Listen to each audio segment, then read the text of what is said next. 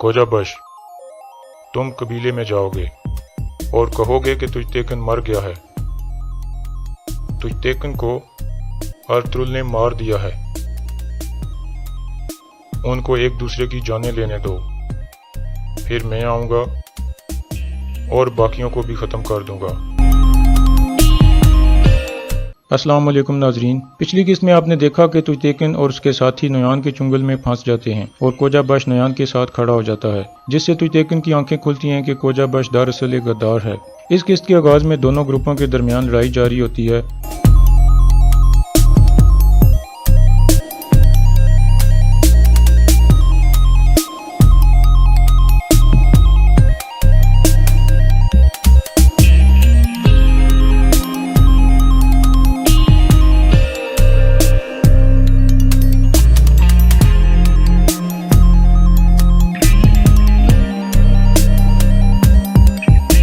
तुजतेकन के तमाम साथी शदीद जख्मी होकर गिर जाते हैं और तुजतेकन को भी नोयान काबू कर लेता है और उसको शदीद जख्मी करके गड्ढे में फेंक देता है। इसके बाद वो कोजा बश को अपने पास बुलाता है।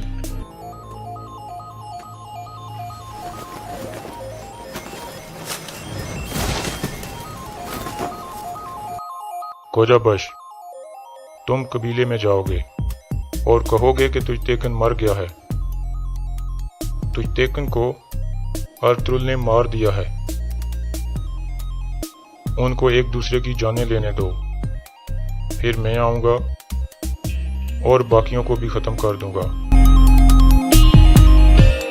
नोयान कोजा बश को कबीले में भेजकर दोनों कबीलों में बड़ा इख्तिलाफ पैदा करना चाहता था, ताकि वो दोनों एक दूसरे को ही मार कर ख़त्म हो जाएं और जो बच जाएंगे उनको हम मार देंगे। फिर नोयान कोजा बश को कहता है कि तुम्हारी शक्ल से बिल्कुल नहीं लगता कि तुम किसी लड़ाई से निकल कर आए हो, इसलिए उसका हुलिया तब्दील करने के लिए उसे खूब मारता है। फिर नोयान कहता है कि अब तुम ठीक लग रहे हो और तुम जा सकते हो। कोजा बश वहाँ से निकल पड़ता है। नोयान कहता है कि आज मैं बहुत खुशी महसूस कर रहा हूँ, मुझे हर चीज़ अच्छी लग रही है। तानगुत कहता है कि अर्तुगरुल एक दफ़ा फिर हमारे हाथ से निकल गया और हम दोनों को नहीं मार सके। नोयान कहता है कि अगर हम दोनों को मार देते तो सिर्फ 2 ही आदमी मरते, लेकिन अब अर्तुगरुल जिंदा होते हुए भी मरों जैसा है, क्योंकि जब कोजा बश कबीले में जाकर बताएगा कि अर्तुगरुल ने तुजतेकन को मार दिया है तो कबीला अर्तुगरुल के लिए आग का मैदान बन जाएगा और फिर 2 की बजाय कई लोग मरेंगे। दूसरी तरफ अर्तुगरुल और उसके साथी हलीमा सुल्तान और दिल्ली दामीर के पास पहुंच जाते हैं। अर्तुगरुल उनको बताता है कि हम मंगोलों का वहां इंतजार करते रहे, लेकिन उनकी बजाय वहां तुजतेकन और उसके साथी आ गए। इसके बाद वो सब वहां कुछ आराम करते हैं। अर्तुगरुल अपने हाथ से लोहे का दस्ताना उतारता है, उसके हाथ से कुछ खून बह रहा होता है, जिसे हलीमा सुल्तान पानी से साफ करती है। अर्तुगरुल कहता है कि मैं लड़ना चाहता हूँ, लेकिन मेरा हाथ साथ नहीं दे रहा और मैं बहुत मुश्किल से तलवार पकड़ता हूँ। दूसरी तरफ कबीले में गुमस्तेकन आयतुल्लाह को कहता है कि अर्तुगरुल ने सल्जूक कमांडर अर्तकुश को नहीं मारा और मुझे ज़रा बराबर भी उस पर शक नहीं है, जिस पर आयतुल्लाह चौंक जाती है और कहती है कि ये आप क्या कह रहे हो। गुमस्तेकन कहता है कि हम अपने मकसद में कामयाबी के लिए झूठ और सच को नहीं देखेंगे। आयतुल्लाह कहती है कि हमें हर हाल में गोंजा गुल और गुंदोगदो की शादी कराना होगी, जिसके बाद गुंदोगदो तुम्हारी हर बात मानेगा, लेकिन उससे पहले हमें हाइमा खातून को इस रिश्ते के लिए राजी करना होगा। जिस पर गुमस्तेकन कहता है कि मैं बिल्कुल ऐसे ही करूंगा। दूसरी तरफ गोखचे गुस्से में सलजान के खेमे में दाखिल होती है और कहती है कि मैं हर रोज़ दुआ करती हूँ कि तुम मर जाओ और तुमसे जान छूट जाए। जिस पर सलजान भी गुस्से में आ जाती है और उसे कहती है कि तुम तुजतेकन से शादी सिर्फ इसलिए करना चाहती हो ताकि तुम अर्तुगरुल से बदला ले सको। इसके बाद गोखचे सलजान पर हाथ उठाने की कोशिश करती है, लेकिन सलजान उसका हाथ रोक लेती है और फिर गोखचे को लगातार थप्पड़ मारना शुरू कर देती है और साथ साथ उसे कहती है कि बाज आ जाओ, तुम्हें सुलेमान शाह और हाइमा खातून ने अपनी बेटियों की तरह पाला है, लेकिन तुम गलत रास्ते पर चल पड़ी हो। इसके बाद हाइमा खातून वहाँ आ जाती हैं और गोखचे को बाहर जाने को कहती हैं और सलजान को समझाती हैं कि तुम सब के साथ अपने ताल्लुकात ख़राब कर रही हो और अपने आप को कंट्रोल करो। हाइमा खातून के जाने के बाद सलजान अपने आप से ये फैसला करती है कि अब से मैं आयतुल्लाह को नहीं छोड़ूंगी और उसे बेनकाब करके रहूंगी। इसके बाद हाइमा खातून गुंदोगदो के खेमे में जाती हैं और उसे सलजान के बारे में बताती हैं। गुंदोगदो कहता है कि या मैं सलजान को मार डालूंगा या मैं उसे तलाक दे दूंगा। हाइमा खातून उसे कहती हैं कि तुम अपने लिए कोई और औरत देखो जो तुम्हें औलाद दे सके, लेकिन सलजान को तलाक मत देना, ये हमारी रवायात के खिलाफ है। गुंदोगदो कहता है कि अगर उसने मुझे दूसरी शादी की इजाज़त नहीं दी और मुश्किलात पैदा की तो फिर क्या होगा। हाइमा खातून कहती हैं कि उसे तरीके से रहना होगा, वरना मैं उसे अपने खेमे में या इस कबीले में नहीं रहने दूंगी। इसके बाद गुंदोगदो गोंजा गुल को कबीले से बाहर एक नहर के पास बुलाता है, जहां वो उसकी कुछ तारीफें वगैरह करता है और गोंजा गुल भी उसे खुश करने की कोशिश करती है। इसके बाद गुंदोगदो कहता है कि मैंने जिरगे में जाना है, इसलिए मुझे जाना होगा।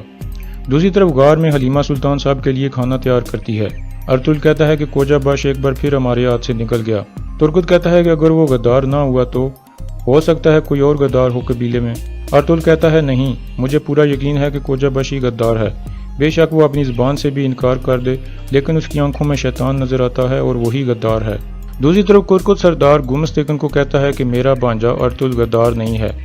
मुझे पूरा यकीन है उसने ऐसा कोई काम नहीं किया, इसलिए मैं आज दोनों कबीलों का जिरगा बुला रहा हूँ ताकि सब लोग इस बात पर मुतफिक हो जाएं। कुरकुत सरदार के जाने के बाद गुमस्तेकन आयतुल्लाह को कहता है कि अर्तुल मेरी सोच से भी ज़्यादा ताकतवर निकला। जिस तरह कबीले में उसके काफ़ी चाहने वाले मौजूद हैं, इसी तरह सुल्तान के महल में भी काफ़ी लोग उसको पसंद करते हैं। दूसरी तरफ गुंदोगदो हाइमा खातून के पास जाता है और कहता है कि हलीमा सुल्तान और डेली दामीर कबीले में मौजूद नहीं हैं, आप मुझे बताएं कि वो कहाँ हैं।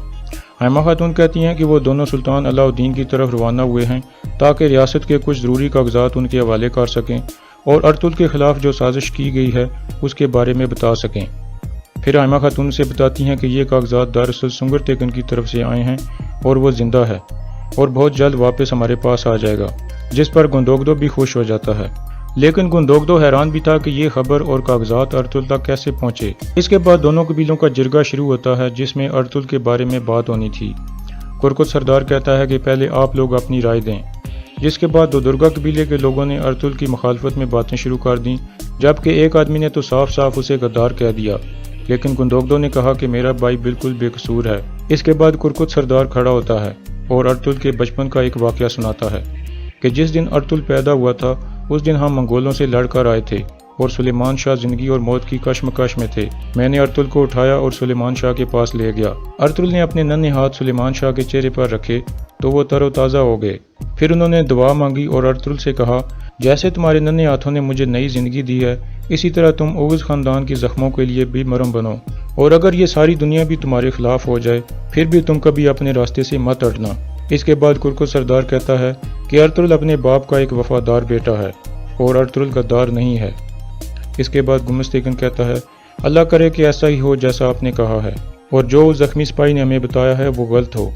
जिस पर कुरकुत सरदार कहता है इंशाअल्लाह, और यहाँ इस किस्त का इख्तिताम हो जाता है।